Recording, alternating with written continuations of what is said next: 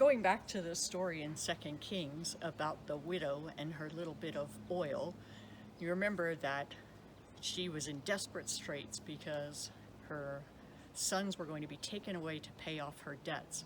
And she cried out to Elisha, and he asked her what she had in her house. And she said, "Nothing but a little bit of oil." And then Elisha tells her to go to her neighbors and gather all of the jars that she can. And in the New American Standard, it says, don't gather just a few. That idea that you are really to put an effort into this. Gather everything that you can.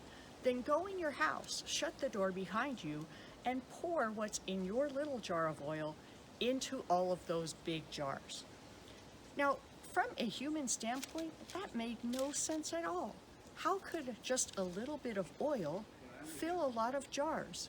And yet the Bible tells us that this woman went out, she and her sons, they went out and they collected a whole bunch of jars from all of their neighbors. I'm not sure that I would have had that faith. I think I might have looked at my little bit of oil and said, that's ridiculous. How could that ever work? Oh, maybe I would have gotten one or two just to see what God would do. But that's not what she did. She acted on what Elisha said. She went out, she gathered all of these jars, went in her house, shut the doors behind her, and began to fill them with this little bit of oil.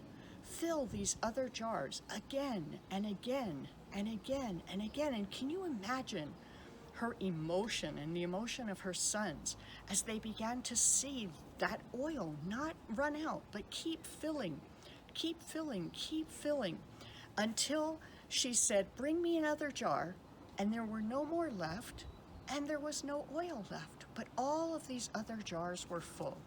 And then Elisha said to her, now take this oil, sell it, pay off your debts, and you'll have enough for you and your sons to live on. And that's exactly what she did. You see, when we trust God's plans, even when they don't make a lot of sense to us, He has a way of doing things that we could never have anticipated. And my prayer for us is that as we read the Word, as we look at the things that God says, that we go, that just doesn't make sense, God. Why should I be gracious to somebody who hasn't been gracious to me? That doesn't make sense. Why should I share with others when I might not have enough for myself? That doesn't make sense. Why should I trust my future to a God I can't see? That doesn't make sense. But over and over and over again in the scriptures, and over again in my own personal life, I have found that when I take God at His word, His plans really are best. That's what this widow found. God could do things that she could never have imagined.